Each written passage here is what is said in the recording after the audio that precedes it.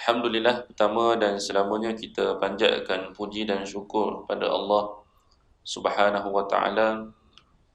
Selawat dan salam atas junjungan Nabi Muhammad sallallahu alaihi wasallam, ahli keluarga baginda, para sahabat, tabi'in, tabi'in dan seluruh mereka yang mengikut jejak langkah Nabi sallallahu alaihi wasallam. Alhamdulillah, syukur pada Allah, Allah Taala izinkan kita untuk berhimpun pada pagi ini. Dan insya-Allah kita akan sambung perbincangan kita dalam membicarakan tentang asas akidah yang disusun oleh Imam Al-Ghazali rahimahullahu taala, yang mana kita masuk pada asas yang kelima, iaitu asas berkaitan dengan sifat Allah yang maha berkehendak, ataupun kita sebut dengan nama iradah. Sifat Allah yang kelima ini, ataupun asas yang kelima ini, kita nak kena faham tentang apakah itu kehendak Allah Ta'ala. Sebelum ni kita dah bincang ada dua kata kunci kalau kita nak faham tentang sifat iradah Allah Ta'ala.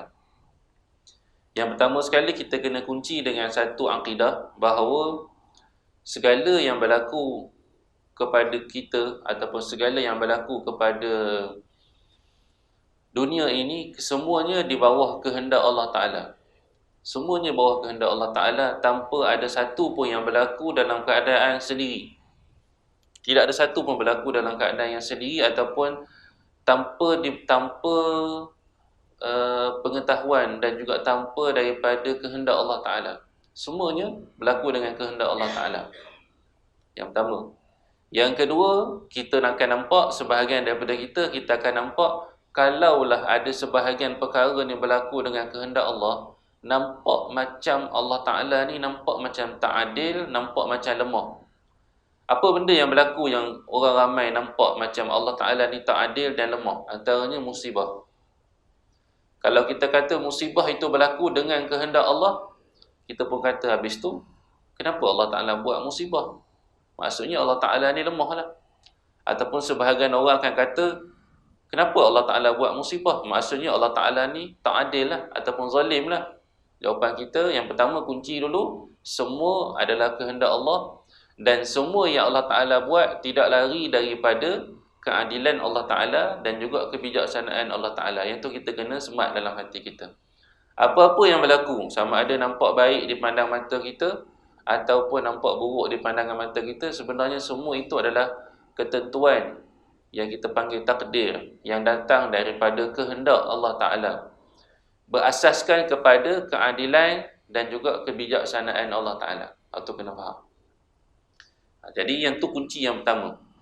Yang kedua, kunci yang kedua yang kita bincang pada pertemuan yang lepas ialah bila kita berhadapan dengan kekacauan dalam kepala kita berkaitan dengan perkara-perkara yang berkaitan dengan takdir, maka apa yang Nabi SAW ajar kepada kita, tinggalkan apa yang kita duk fikir terlalu dalam berkaitan dengan takdir. Kembalikan urusan takdir itu kepada Allah yang berkehendak secara mutlak, dan kita fokus kepada apa yang Allah Ta'ala perintah. Sebagai contoh, perkara yang dibincangkan di antara golongan-golongan dulu sampai sekarang bincang benda yang sama, antara yang dibincangkan ialah perkara-perkara yang kenapa Allah Ta'ala takdirkan kita jadi macam ni, kenapa Allah Ta'ala macam ni. Jadi tu semua perkara-perkara yang berkaitan dengan takdir. Ramai orang membincangkan perkara-perkara yang dalam. Kemudian orang bincang lagi, kenapa Allah Ta'ala matikan budak itu dalam keadaan kecil, kenapa tak besarkan dia? Kalau dia besarkan nanti, macam mana dia nak masuk syurga tingkat yang tinggi? Kemudian ada lagi bincang, kenapa Allah Ta'ala tak matikan orang kafir tu waktu kecil, biar senang masuk syurga belaka, kan dah besar jadi kafir, contoh. Itu perbincangan-perbincangan yang mendalam. Kata Nabi SAW, tak usah bincang, kamu fokus kepada apa yang Allah Ta'ala perintah. Itu perkara. Sebab benda ni dibincangkan. Ada orang tanya tentang isu berkaitan dengan 3 golongan. Yang pertama orang mukmin, yang kedua orang kafir, yang kedua tentang budak. Dia pun tanyalah, apakah status orang ni kalau dia meninggal? Orang ni kata yang mukmin masuk syurga, yang kafir masuk neraka, yang budak tu dia akan masuk syurga tapi jadi pelayan, level-level bawahan. Lalu dia tanya lagi, boleh tak kalau budak tu nanti dia minta dia naikkan jadi dapat syurga yang seperti mana orang-orang dewasa? So ada yang jawab, tak boleh sebab dia budak. Sebab dia tidak beramal seperti mana ketaatan orang beramal dalam bentuk yang kita panggil orang dewasa punya amalan, lawan nafsu nak beramal. Maka Allah Ta'ala bagi dia tingkatan syurga yang tinggi. Maka kata dia, kenapa Allah Ta'ala tak bagi dia peluang besar biar dia beramal besar? Kenapa Allah Ta'ala matikan dia waktu kecil? Kan dah dia dapat syurga kecil-kecil ya. Kalau Allah Ta'ala bagi peluang kepada dia supaya dia dapat jadi besar, kemudian dia dapat beramal dengan amalan soleh, maka dapatlah dia duduk dekat syurga yang tinggi. Kemudian jawab orang ni, dia kata, kalaulah Allah ni tahu, kalau Allah Ta'ala jadikan dia ni besar, jadi dia tinggi, jadi dia dewasa, nanti waktu dewasa dia buat dosa, lah jadi orang kafir, masuk neraka pula. Baiklah Allah Ta'ala matikan dia waktu kecil. Pasal orang ni tanya pula, habis tu kenapa Allah Ta'ala tak matikan yang kafir tadi kecil? Kan pening kepala. Jadi Nabi kata, tak fikir sangat berkaitan dengan takdir Allah Ta'ala ni. Itu urusan Allah Ta'ala. Yang penting kunci semua adalah bawah kuasa Allah Ta'ala. Segala perkara yang berlaku dalam kehidupan kita semua berlaku di bawah kuasa Allah Ta'ala. Yang mana Allah Ta'ala buat dengan kebijaksanaan Allah Ta'ala dan juga keadilan Allah Ta'ala. Maksud dia, bila ada campur tangan ataupun bila ada unsur kebijaksanaan dan keadilan Allah Ta'ala, maknanya Allah Ta'ala menetapkan satu takdir berdasarkan kepada kehendak Allah Ta'ala itu sudah membuat penilaian tentang kita. Contoh, Allah Ta'ala dah buat penilaian dah. Dia ni orang yang rajin berusaha, maka aku takdirkan dia untuk mendapat kejayaan. Maksud itu takdir. Ikut kepada kebijaksanaan dan keadilan Allah Ta'ala. Ada tak orang yang berusaha memang takat nak, tetapi Allah Ta'ala takdirkan dia masih lagi gagal? Ada juga. Kenapa? Ada kebijaksanaan Allah dalam keputusan tersebut. Ada penilaian lain yang Allah Ta'ala pandang selain daripada usaha dia. Mungkin Allah Ta'ala pandang dalam bentuk yang lain. So kena faham bahawa segala takdir itu datang daripada ketentuan Allah Ta'ala, kehendak Allah Subhanahu Wa Ta'ala dengan kebijaksanaan dan keadilan Allah Subhanahu Wa Ta'ala. Adapun kita jangan duk mikir sangat tentang urusan tersebut sehingga ada orang yang tak nak beramal. Ni pun sama, orang duk fikir. Dia kata, kalaulah kita ni nak buat amal soleh, tapi Allah Ta'ala tidak takdirkan kita untuk buat amalan soleh, habis tu macam mana kita nak masuk syurga? Dia fikir benda masa akan datang. Tadi fikir tentang masa yang dah lepas. Kenapa Allah Ta'ala tak matikan dia waktu dia kecil, kan senang dapat masuk syurga. Waktu fikir benda yang lepas. Ni kita duk fikir tentang benda masa akan datang. Kenapa? Kalaulah kita ni berniat bersungguh-sungguh nak buat amal soleh, tapi Allah Ta'ala takdirkan, duk fikir benda masa akan datang. Kata Nabi Muhammad, jangan fikir, buat aja. Kamu buat amalan soleh, jadi ataupun tidak, Allah Ta'ala akan bagi ganjaran kepada kamu dengan usaha yang kamu buat. Sebab apa? Sebab kamu diperintahkan untuk memperbaiki amalan kamu, untuk menjadi orang yang soleh. Maka itu kena faham dalam bab kehendak Allah Ta'ala itu mesti difahami dengan cara yang baik. Setengah orang bila sebut tentang takdir Allah Ta'ala, semua takdir adalah ketentuan Allah Ta'ala. Dia pun kata, kalau gitu tak usah apply lah kerja kan, nanti aku kalau besar nanti, kalau Allah Ta'ala takdir kaya juga. Budak-budak sekarang ada yang perangai itu, tapi dia tak guna istilah takdir lah, dia guna kaedah lain lah. Tapi ada yang jenis, kalau belajar macam mana sekalipun, kalau Allah Ta'ala takdir aku kaya juga kan. So dapat fail ke, dapat A ke, dapat gagal ke, teruk macam mana sekalipun aku belajar, kalau Allah Ta'ala takdir aku kaya juga, nak buat macam mana? Ada juga perangai gitu. Dulu ada seorang student kami, bila tanya, awak budak teruk lah belajar dia kan, memang malas gila. Dia punya bahasa teruk dia lah kan, malas sungguh lah, malas gila tu maksudnya. Bukan dia gila, malas teruk sangat. Orang sebut bapak malas je, bukan bapak dia malas, dia malas je, tapi teruk sangat malas dia. Bila tanya pada dia, kenapa awak tak nak belajar? Dia jawab mudahnya, dia kata, "Ustaz, ayah saya kaya. So nanti saya besar nanti, saya ambil je lah. Saya sambung je lah bisnes ayah saya, apa masalah?" Kemudian kami pun cakap dekat ayah dia pun geram kat anak dia. Ayah dia pun terlepas lah panggil istilah dia kan. "Itu harta aku, bukan harta kau." Nak bagi sedar sikit.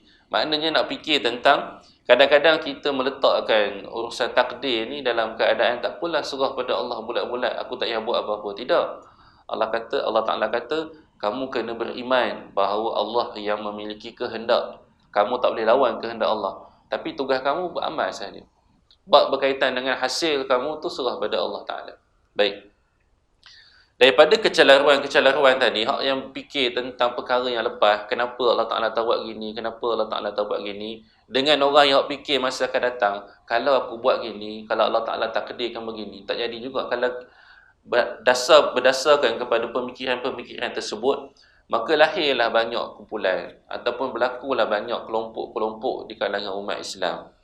So kita akan tengok pada pagi ini tentang beberapa kelompok. Cuma sebelum tu, Imam Ghazali bawakan kepada kita satu pandangan Imam Abu Hanifah. Kata Imam Ghazali, siapa yang tak mampu untuk kita panggil apa? Untuk kita mendalami tentang takdir. Maknanya kata Imam Ghazali, sebelum ni kita bincang, kalau kita tinggalkan perbahasan tentang takdir, kita tinggalkan berfikir terlalu dalam tentang takdir, kita fokus kepada amalan kita, maka ketika itulah Allah Ta'ala akan campakkan dalam jiwa kita tentang hikmah takdir. Maksudnya Allah Ta'ala akan campakkan dalam hati kita, inilah dia kenapa aku takdirkan kepada kamu. Kita tak fikir, kita sibuk buat amalan, kita sibuk berkaitan dengan mencari redha Allah Ta'ala. Allah Ta'ala campak dalam hati kita tentang hikmah ketentuan yang telah aku berikan. Sebab itu kalau kita tengok, ada di kalangan umat Islam ataupun di kalangan manusia yang bila diuji dengan apa-apa, dia jadi orang yang terima segala ketentuan Allah Ta'ala. Baru ni kami dapat berita tentang sahabat kami diuji baru lagi dalam sehari dua yang lepas. Seorang sahabat kami daripada UAE dulu, sekarang duduk berkhidmat di negeri je, di Kelantan, jadi mudir seriti. Pada beberapa bulan yang lepas ataupun setahun dah kot, Allah Ta'ala uji dia satu aksiden. Allah ambil anak dia yang pertama, meninggal anak dia yang pertama, muda lagi dah, budaknya. Bukan budak anak dia tu sekitar umur dalam, saya tak ingat lah, 6-7 tahun lah, lebih kurang telah anak dia yang pertama. Kemudian baru 2 hari yang lepas, aksiden sekali lagi, dan dia Alhamdulillah tak terlalu teruk, tapi isteri dia terpaksa buat operation untuk masukkan besi dalam kaki. Dan Allah Ta'ala takdirkan bayi dalam kandungan tersebut telah diambil oleh Allah Ta'ala. Maka nak bagi tahu bahawa Allah Ta'ala uji kita dalam keadaan sesuatu ujian tersebut, ada hikmah yang Allah Ta'ala sembunyikan. Maknanya bila sebut tentang perkara tersebut, kita tengok, kita rasa jealous satu hal, kesian satu hal, cemburu satu hal. Sebab apa cemburu dia? Sebab tengok dia dalam keadaan yang sangat tenang menerima takdir Allah Ta'ala. Kenapa kita akan jumpa orang yang sangat tenang dalam berhadapan dengan takdir Allah Ta'ala? Sebab Allah Ta'ala telah campakkan hikmah, Allah Ta'ala telah campakkan rahsia-rahsia ketakdir dalam jiwa seseorang. Sebab itu kita akan jumpa ada orang yang sangat berlapang dada dalam urusan takdir. Sebab apa? Sebab disibukkan diri dia dengan kerja-kerja amalan. Dan sahabat kami ni memang dia aktif lah dengan tulisannya, banyak buku yang dituliskan. Kalau tuan-tuan pernah jumpa buku yang pertama, Nasihat Buat Hati, yang ada gambar muka Habib Ali kat depan tu, antaranya tu lah sahabat kami tulis. Dan berapa lagi, banyak lagi lah buku-buku yang ditulisnya. Dan isterinya pun sibuk kan, isterinya disibukkan dengan kerja. Isteri dia terlibat sebagai ketua Amirah. Amirah ni satu kelompok kumpulan yang menggerakkan usaha dakwah lah di kalangan wanita-wanita muda. Maka bila disibukkan dengan urusan-urusan mencari redha Allah Ta'ala, bab berkaitan dengan takdir ni dia jadi lapang dada. Tapi kalau kita duk sibuk, kenapalah Allah buat macam ni, kenapalah ambil anak aku contoh, kalau tidak berlapang dada, maka jiwa kita tidak akan dapat menyelami rahsia takdir Allah Ta'ala. Sampai bila-bila kita tidak akan mampu untuk berdamai dengan takdir. Maka itulah yang Imam Ghazali nak bagi tahu, sibukkanlah. Cuma kata Imam Ghazali di sini, kalau kamu tak mampu untuk menyelami di dalam dasar takdir tersebut dengan amalan-amalan soleh kamu, maka haruslah berkeyakinan seperti mana yang dipegang oleh Imam Abu Hanifah dan murid-muridnya, dengan mengatakan bahawa kewujudan kemampuan dalam diri hamba adalah perbuatan Allah. Maknanya segala apa yang ada dalam diri kita ni semua Allah Ta'ala yang buat. Sedangkan menggunakan kemampuan itu adalah perbuatan hamba. Ini adalah hakiki dan bukannya kiasan. Maknanya kalau tak mampu, kita cukup kita yakini bahawa Allah Ta'ala melakukan ataupun Allah Ta'ala mentakdirkan, memberikan kepada kita kekuatan. Dan kita yang buat, kita yang memilih untuk melakukan satu perkara tersebut, tetapi tidaklah kita boleh memilih dengan sesuka hati. Maknanya kita nak bagi tahu bahawa cukup kamu faham bahawa segala urusan takdir itu datangnya dengan kehendak Allah, dan tugas kamu ialah buat perintah Allah Ta'ala. Cukup kamu faham dua konsep tu, buat dan kamu terima segala ketentuan Allah Ta'ala. Cukup tak tu, kata Imam Al-Ghazali yang menukilkan daripada Imam Abu Hanifah. So kita tengok apa kumpulan-kumpulan ataupun kelompok-kelompok yang ada dalam membincangkan tentang urusan takdir Allah Ta'ala. Baik, adanya satu golongan yang disebut dengan nama Qadariyah. Qadariyah, ini kita duk cerita tentang orang lah, tapi bukan mengumpat kan, nak cerita tentang golongan. Ini bukan makcik Qadar apa semua, tidak. Ni Qadariyah nama dia. Ni sebut Qadariyah ni nama macam perempuan kan, Sabariyah semua kan. Tidak, ni bukan nama orang perempuan, ni nama golongan Qadariyah. Golongan Qadariyah mengingkari akan takdir. Maksudnya mereka tak terima tentang takdir. Kena ingat, Qadariyah ni ialah mereka yang meyakini segala kudrah ataupun segala kekuatan itu mereka boleh tentukan. Qadar. Qadar dan qadar. Qadar ni ketentuan. Bagi mereka yang boleh buat segala ketentuan, tak perlu kepada ketentuan Allah Ta'ala. Mereka yang mencipta sesuatu, takdir. Bagi mereka, takdir itu dicipta oleh manusia. Nak bagi mudah faham ayat moden dia kan. Bagi mereka, takdir itu dicipta oleh manusia. Kalau manusia tu nak pergi makan, maka dia dengan usaha dia pergi makan, dan dia makan tu dengan usaha dia. Kalau manusia itu dia berniaga, maka dia dapat duit itu ialah hasil perniagaan dia, bukan rezeki daripada Allah Ta'ala. Bagi mereka begitu, konsepnya begitu. Okey. Pada kita nampak macam betul, tapi kita kena gabungkan. Usaha adalah datang daripada aku, hasil datang daripada Allah. Tu yang kita kena faham. Kita usaha macam mana sekalipun, kalau Allah Ta'ala sekat hasil macam tu, tak dapat nak buat apa. Bukti dia apa? Bukti dia banyak berlaku kan. Gaji masuk, sekarang masuk gaji kan, lebih kurang lah, lebih time masuk gaji kan. Gaji masuk, rupa-rupanya Allah Ta'ala nak takdirkan. Allah Ta'ala tak sekat gaji, tapi Allah Ta'ala takdirkan gaji yang kamu masuk tu dia lalu sekejap kan.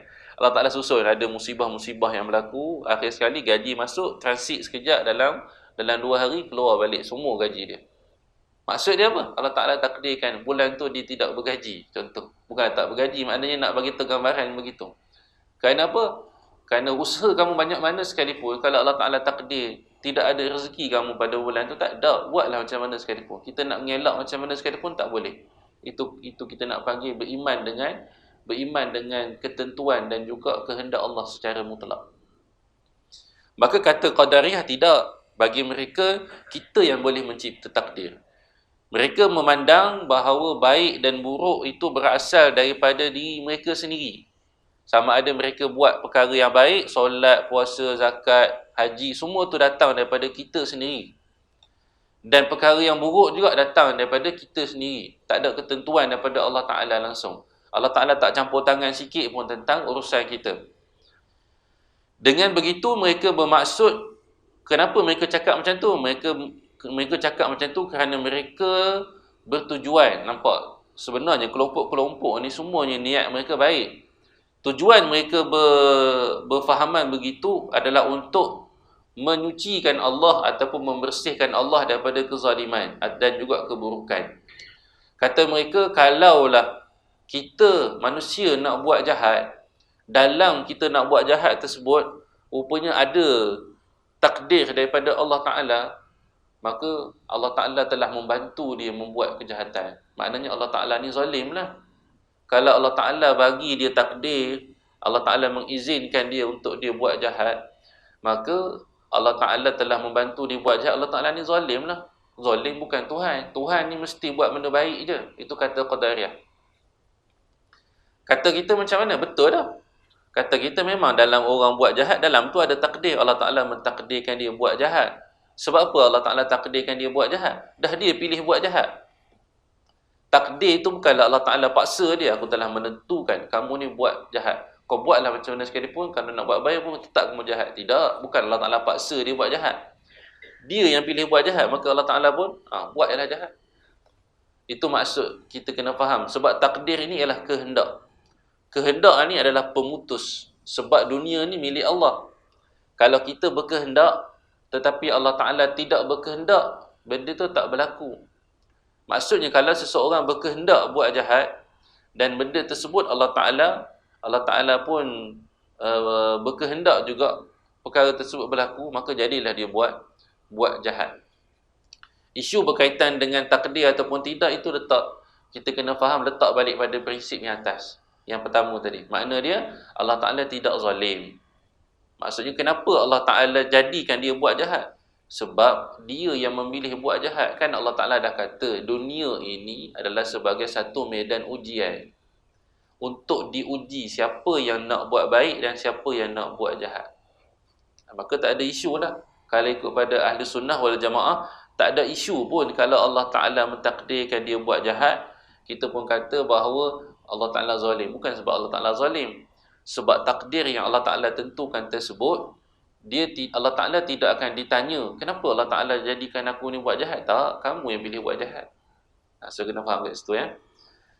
Jadi bagi Qadariyah, kata dia, kenapa mereka berfahaman tersebut? Kerana mereka nak sucikan Allah daripada perkara yang zalim dan perkara yang buruk. Tetapi dalam masa yang sama, mereka keliru. Dan mereka telah menisbahkan kelemahan pada Allah Ta'ala. Mereka nak tegakkan keadilan. Tetapi dalam masa yang sama, mereka telah menisbahkan satu unsur kelemahan daripada Allah. Apa maksud kelemahan? Maksud dia, Allah Ta'ala ni lemah. Tak boleh nak campur tangan urusan makhluk. Bagi mereka, Allah Ta'ala tak boleh nak campur tangan urusan makhluk. Kalau makhluk nak buat satu perkara, Allah Ta'ala dah tak boleh halang. Kalau Allah Ta'ala halang, Allah Ta'ala zalim. Bila Allah Ta'ala zalim, maka dia kata, kalau Allah Ta'ala halang, Allah Ta'ala zalim. Maksudnya kita kata, habis tu kalau kamu kata Allah Ta'ala tak boleh halang, Allah Ta'ala ni lemah lah sebagai Tuhan. Allah Ta'ala tak boleh nak halang dia daripada buat satu perkara. Lemah lah Allah. Kita kata tidak. Sebab itu kita berpandangan bahawa Ahlus Sunnah menetapkan bahawa kehendak mutlak untuk Allah Ta'ala. Allah Ta'ala boleh halang kita nak datang surau pagi ni. Allah Ta'ala boleh halang kita dengan apa-apa juga keadaan. Boleh. Tapi kenapa Allah Ta'ala tak halang? Sebab Allah Ta'ala tak nak halang. Kenapa Allah Ta'ala tak nak halang pencuri-pencuri? Kenapa Allah Ta'ala tak nak halang? Kenapa Allah Ta'ala tak nak musnahkan Israel yang telah membunuh, membantai umat Islam lebih 25,000? Kenapa Allah Ta'ala tak nak halang? Allah Ta'ala tak nak halang sebab ada kebijaksanaan Allah yang lain yang kita tak nampak. Itu maksud dia. Kenapa Allah Ta'ala tak nak halang orang yang memilih untuk mencuri? Bukan Allah Ta'ala lemah, tak boleh halang. Tetapi Allah Ta'ala ada hikmah kebijaksanaan yang Allah Ta'ala buat berdasarkan kepada kebijaksanaan dan keadilan Allah Ta'ala. Jadi Qadariyah tak boleh fikir bahawa Allah Ta'ala ini tak boleh membuat satu perkara yang dilihat nampak macam zalim. Kena adil di pandangan mata manusia. Tidak, adil pandangan mata manusia tak sama dengan adil pandangan mata Allah Ta'ala. Sebab itu kita diajar akhir zaman ni akan berlaku juga orang yang pandang silap tentang Allah Ta'ala. Maka Allah Ta'ala bekalkan kepada kita ini satu bekalan. dalam surah Kahfi yang kita baca lama dulu. Kita dah tadabbur, khatam habis surah Al-Kahfi. Kisah tentang apa? Kisah Nabi Khidir bunuh seorang budak. Pada kita jahat tak? Pada kita jahat. Ada ke Nabi bunuh budak? Budak kecil lagi, dosa pun tak ada. Dah lah bunuh dalam keadaan yang mengerikan, dikepok kepala. Jadi pada pandangan kita, kita nampak jahat. Tapi rupanya Allah Ta'ala sembunyikan kebaikan yang lebih besar daripada kejahatan yang kita nampak dengan mata kita. Maka kena faham dekat sini, kalau kita nak berpandangan seperti mana Qadariyah, kita semua buat, Allah Ta'ala takkan campur tangan. Sebab apa? Sebab kalau Allah Ta'ala campur tangan, zalimlah Allah Ta'ala. Maka kalau kita berfahaman tersebut, kita telah meletakkan ataupun menisbahkan lemahnya Allah dalam berkehendak. Itu yang pertama, Qadariyah. Yang kedua, ada satu lagi kumpulan, nama dia Jabariyah. Ini apa lah? Dua. Satu lagi, sekejap lagi kalau sempat. Qadariyah, Jabariyah, Mu'tazilah. Mu'tazilah ni panjang cerita dia. Tengok apa sempat. Apa tak sempat, kita ambil Qadariyah, Jabariyah dulu. Golongan kedua ni nama dia Jabariyah. Jabariyah ni saya kira ada juga sebahagian, tapi taklah semua. Dia ambil cebisan-cebisan Jabariyah. Hak ni paling ramai ialah golongan-golongan hak yang kita panggil golongan-golongan warak-warak. Dia banyak terpengaruh dengan fahaman Jabariyah. Yang Qadariyah tadi ramai kebanyakan golongan-golongan liberal, golongan-golongan yang malas sangat unsur-unsur takdir ni dimalas sangat. So di kebanyakan ni terpengaruh dengan fahaman Qadariyah tadi. Tu yang bila kita tengok Qadariyah, orang zaman sekarang yang terpengaruh dengan unsur-unsur Qadariyah, kata dia semua perkara yang berlaku ni dengan usaha kita. Kalau kamu buat satu perkara yang baik, kamu akan dapat perkara yang baik. Kalau kamu buat satu perkara yang lebih baik, kamu pasti akan dapat satu perkara yang lebih baik. Semua bergantung pada kita. Betul, itu antara perkara yang kita kena faham, tingkatkan usaha. Tapi jangan sekat satu lagi unsur, iaitu Allah yang memberikan takdir. Kena letakkan kat situ sekali sebagai satu bentuk kesimpulan dan satu bentuk penyempurnaan. Apa kesan golongan yang terpengaruh dengan unsur-unsur Qadariyah ni? Kalau kita tengok, ramainya manusia dalam urusan kehidupan mereka akan tinggal satu perkara yang Nabi ajar kepada kita, iaitu memperbanyakkan berdoa. Sebab bagi mereka, apa kaitan doa dengan benda macam ni? Naik kereta nak doa benda ni kan? Sedangkan doa itulah yang mengikat kita dengan takdir tadi. Kita tahu bukan aku yang boleh bagi keselamatan. Ada orang dia i'tiqad ataupun dia punya keyakinan dia, oh hari ni aku bawa motosikal contoh dia kan. Bawa motosikal ni nampak macam bahaya sikit. Dia bukan main berzikir lah atas motosikal sebab takut. Kemudian satu hari dia bawa kereta pula kereta jenis jenama besar-besar kan. Dia kata bawa kereta ni tak ada masalah lah. Sebab apa? Kereta punya besar. Tak ada masalah lah nak berlaku. Maknanya dia yakin bahawa keselamatan tu datang dengan kenderaan. Ada orang perangai itu. Sebab itu doa pun tak ada benda dah. Bismillah semua tak ada dah. Keluar rumah dah tak ada dah Bismillah. Sebab apa? Surau je. Jauh mana surau? Bukannya nak balik kampung, nak Bismillah benda dia. Berapa ramai orang yang tak baca Bismillahi tawakkaltu ala Allah. Pada dia, aku sampai ke surau ni sebab aku berhati-hati sampai selamat lah. Tak ada masalah pun. Sedangkan Nabi keluar rumah, Nabi tak pernah tinggal Bismillahi tawakkaltu ala Allah. Sebab apa? Sebab Nabi nak ikat diri dia. Aku jaga diri macam mana sekalipun, kalau Allah Ta'ala tak nak bagi selamat, tak selamat aku. Itu antara akidah yang Nabi nak pesan pada kita. Sebab itu dalam setiap perkara, hampir semua perkara, semua ada doa. Yang paling-paling tidak pun sebut Bismillah.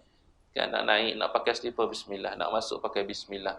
Tidaklah semua benda sampai setiap langkah Bismillah, Bismillah, Bismillah. Jenuh lah gitu. Tapi memulakan langkah Bismillah. Nak pakai slipper Bismillah, masuk rumah Assalamualaikum. Kemudian minum air Bismillah, makan Bismillah. Semua ada, semua benda ada Bismillah. Bismillah tu apa? Bismillah tu babul isti'anah. Ba minta pertolongan, isti'anah ni minta pertolongan. Sebab apa? Sebab Nabi nak didik umat Islam kena sedar diri. Kita kita kena banyak minta pertolongan Allah Ta'ala. Sebab itu dua benda yang kita buat biasanya dengan bismillah tu, ba tu, ba yang kita baca dengan dalam bismillah tu, dia adalah ba yang disebut oleh ulama babul isti'anah, ba minta pertolongan. Yang kedua babul mutabarrikan, ba kita minta keberkatan Allah Ta'ala. Dua bentuk permintaan pada Allah Ta'ala. Minta pertolongan, minta keberkatan daripada Allah Ta'ala. Maka kerana itulah nak mengikat diri kita supaya kita tak nak jadi golongan yang berunsurkan qadariyah. Ni tidak hantar anak pergi tuition. Kemudian tengok macam anak dia macam tak boleh buat apa dah, baru hantar pergi jumpa ustaz. Ustaz doa-doa lah pada anak saya. Dah kenapa kamu tak doa daripada awal lagi? Sedangkan doa yang paling mustajab bagi seorang anak tu ialah doa mak ayah dia. Doa mak ayah dia. Sebab itu mak ayah ni kalau boleh, anak-anak ni kita kena sentiasa doa. Kena sentiasa doakan dia. Tak kisahlah kita, saya ni adalah banyak dosa. Tak, dosa kamu duduk tepi. Sekarang ni kamu sebagai ibu dan kamu sebagai ayah. Sebagai ibu dan ayah, doa kepada anak itu adalah doa yang paling tinggi, yang paling didengari oleh Allah Ta'ala. Paling mujarab lah bahasa kita kan. So kena ingat satu unsur. Baik. Kalau Jabariyah ni pula, dia berbeza kontra. Kata dia berpegang bahawa segala ketentuan yang berlaku ini semua mutlak daripada Allah Ta'ala. Manusia tak ada usaha untuk campur tangan sikit pun. Mereka berpandangan bahawa segala baik dan buruk itu berasal daripada Allah Ta'ala, serta mereka melihat tentang tidak adanya perbuatan dalam diri mereka. Maksudnya, mereka kata bahawa kalau kamu dapat buat amalan soleh, itu datang daripada Allah. Kalau kamu buat jahat, pun datang daripada Allah. Tak usah risau, Allah yang buat kamu jahat. Itu perangai yang kedua, masalah yang kedua. Maknanya dia nak kata bahawa tak payah usaha-usaha, semuanya Allah Ta'ala yang buat. Itu yang perangai zaman Sayyidina Umar dah ada dah. Dulu lagi dah ada. Kan? Bila mana orang kata, bila keluar arahan, ni kena waktu PKP kita kan. Bila orang keluar arahan, waktu zaman sahabat dulu ada satu wabak nama dia ta'un. Wabak ta'un lah. Zaman dulu saya kecil-kecil pun ada juga lah kat Malaysia ni kan, ta'un. Kita pun risau lah buat minum air kan. Ta'un kan daripada air kan. Tuan-tuan ingat lah dulu-dulu kan ada wabak ta'un menular kat Malaysia. Kita nak minum air pun takut. Sebab apa? Air tu kena masak menggelegak, minum time panas-panas tu. Sebab apa? Sebab ta'un ni dia beredar ataupun dia berpindah melalui air. Ada berlaku wabak ta'un zaman sahabat. Maka bila mana berlaku wabak ta'un, bila mana dibuat satu arahan PKP, dulu lagi PKP bukan zaman sekarang, PKP zaman dulu kan. Apa PKP? PKP arahan. Orang yang ada tempat yang ada terkena wabak tak dibenarkan keluar. Ramai yang protes. Dia kata keluar je lah. Kalau Allah Ta'ala nak takdir kena lah. Kalau tak takdir tak kena. Nak takut dengan takdir Allah Ta'ala. Itu masalah Jabariyah. Sayyidina Umar pernah ditegur oleh kumpulan Jabariyah. Bukanlah Jabariyah sungguh, orang yang terpengaruh dengan unsur Jabariyah. Umar nak pergi satu tempat tersebut dikhabarkan ada menularnya wabak. Umar patah balik, ada orang tegur, Umar, adakah kau nak lari daripada takdir? Orang marah Sayyidina Umar. Umar ni bila dia jadi khalifah, perangai di zaman Nabi tu dah slow down sikit dah. Tapi ada lagi lah sisa-sisa baki-baki. Zaman Umar, waktu zaman Nabi ada, orang cakap macam tu, memang makan pedang lah. Bukan makan pedang bunuh kat situ. Maknanya memang Umar dia akan keluar pedang dulu. Dia akan gertak dengan pedang tu. Tapi Umar dah jadi khalifah ni, dia punya perwatakan ni dia agak slow down sikit. Bila orang tegur Sayyidina Umar macam tu, Umar jawab mudah je. Ya, betul. Aku lari daripada takdir. Di sini pergi kepada takdir yang kedua. Maknanya aku nak pergi kepada takdir aku yang kedua untuk balik ke Madinah. Apa masalah kau sekarang ni? Dia punya fahaman, bukan fahaman, maknanya nak beritahu akidah Islam yang sebenar.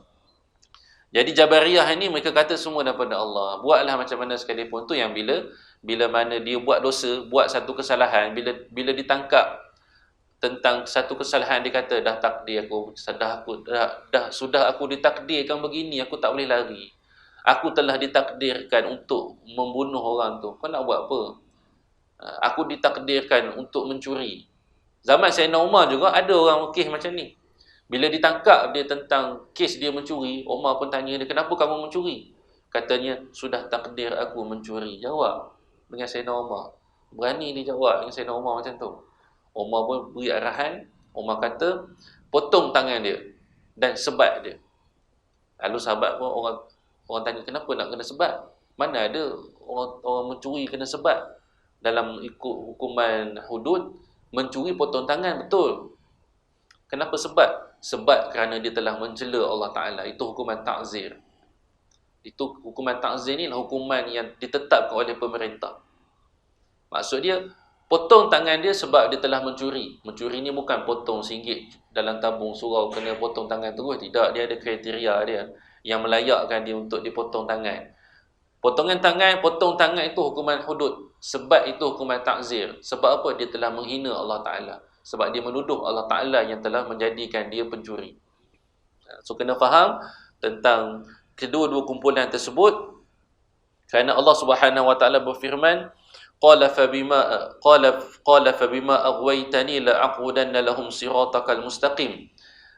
Iblis ni bila ditanyakan, bila Allah Ta'ala jadikan, Allah Ta'ala kenakan hukuman bagi Iblis. Iblis ni dulu dia antara member-member malaikat lah. Iblis bukan malaikat. Ramai yang kata Iblis ni dulu malaikat, kemudian dia telah di-convert menjadi syaitan. Tak, dia memang Iblis. Tak ada convert-convertnya. Zaman sekarang ni kita duk convert semua kan. Dia memang bangsa jin. Tetapi dia adalah jin yang taat. Dia duduk bersama-sama dengan para malaikat. Kemudian bila mana dia ingkar pada perintah Allah Ta'ala jadikan dia ni hamba yang terkutuk. Manusia yang satu makhluk yang terkutuk. Bila mana Allah Ta'ala hina dia, Allah Ta'ala jadikan dia satu makhluk yang terkutuk. Apa yang kata dia? Qala fabima aghwaytani, hai Tuhan, disebabkan engkau telah menjadikan aku sesat. Disalahkan Allah yang telah mentakdirkan dia sesat. Dia kata yang buat aku sesat ni bukan aku yang pilih sesat, engkau yang mentakdirkan aku sesat. Nampak bagaimana kecelaruan fikiran yang datang daripada iblis. Dia kata, kau yang telah menjadikan aku sesat, la'aqudanna lahum siratakal mustaqim. Maka disebabkan kau telah jadikan aku sesat, aku akan sesatkan anak-anak Adam, kata iblis. Itu janji iblis kepada Allah Ta'ala. Maknanya dia nak salahkan Allah Ta'ala. Beza dengan Nabi Adam alaihissalam. Nabi Adam alaihissalam bila dia buat satu kesilapan, dia bukan satu dosa. Nabi Adam tak buat dosa. Satu kesilapan yang dia buat disebabkan dia terlalai dan terleka, dilupakan oleh iblis ini tadi. Maka dia pun kembalikan kepada diri dia. Dia tak salahkan Allah Ta'ala. Dia kata apa? Rabbana apa? Dia punya doa dia. Saya ingat kan. Dia punya doa Nabi Adam, Rabbana la tuzigh qulub, bukan doa tu. Rabbana zalamna anfusana wa illam taghfir lana wa tarhamna lanakunanna minal khasirin. Kata Nabi Adam apa dia? Ya Tuhan, kami telah zalim terhadap diri kami sendiri. Tu kata Nabi Adam alaihissalam. Beza jauh dengan iblis. Bila dia dapat kesalahan, dia kata qala fabima aghwaytani, ya Tuhan, disebabkan kau telah jadikan aku sesat. Maka tu kumpulan Jabariyah. Jadi Qadariyah ini meyakini tentang adanya ikhtiar secara keseluruhan pada manusia ataupun pada makhluk, manakala Jabariyah ini adalah kumpulan yang menafikan ikhtiar secara keseluruhan. So keyword dia ialah ikhtiar. Mereka nak letak bahawa Qadariyah letak ikhtiar ini mutlak, semua kepada manusia. Allah Ta'ala tak boleh kacau ikhtiar manusia. Kalau manusia ini berusaha untuk buat satu perkara, maka jangan kacau. Manakala Jabariyah pula kata bahawa segala ikhtiar itu tak ada bagi manusia. Semua kita dipaksa. Jabariyah ni paksa. Kita biasa baca dalam duduk antara dua sujud kan, wajbur ni ya Allah paksalah aku wajburni. Jabariyah ni ialah kumpulan yang kata bahawa semua perkara yang kita buat ni adalah paksaan daripada Allah Taala. Kita datang ke surau ni, kita dipaksa oleh Allah Taala, bukan daripada kita. Bila dipaksa, apa dia punya kesan dia?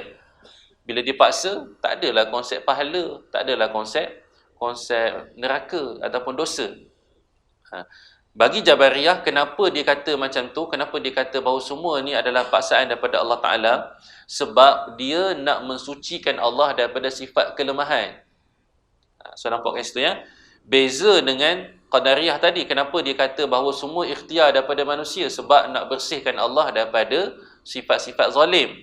Tetapi bila dia bersihkan Allah daripada sifat zalim, dia telah meletakkan satu sifat bagi Allah, iaitu lemah. Disebabkan Allah Ta'ala tak boleh halang ikhtiar mereka. Itu Qadariyah.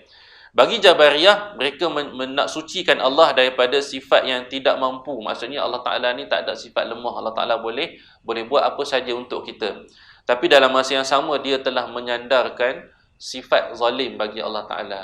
Kalau dia kata bahawa semua perkara disebabkan Allah Ta'ala, dia telah meletakkan satu sifat zalim. Maknanya Allah Ta'ala dah paksa kita buat satu perkara.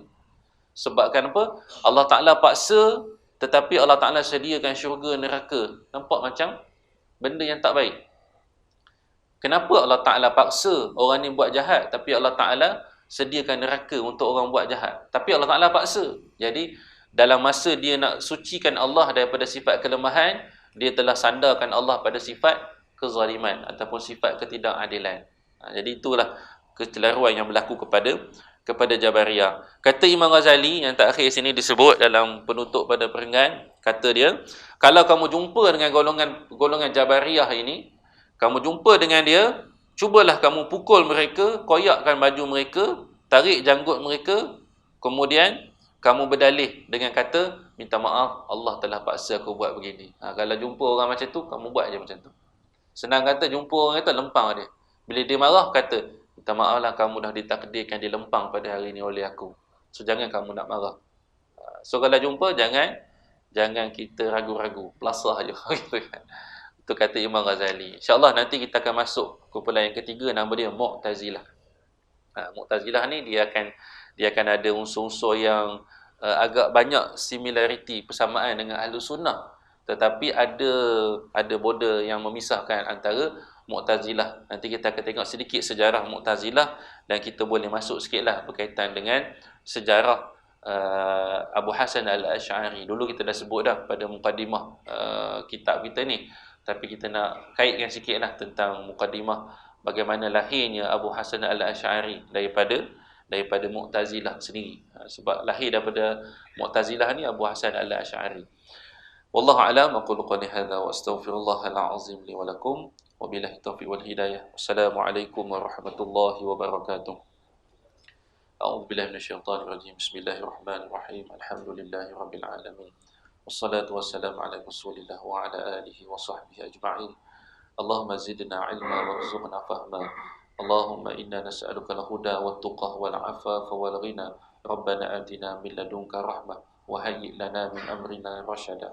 Wassallallahu ala sayyidina Muhammad wa ala alihi wa sahbihi wa sallam. Alhamdulillahi rabbil alamin.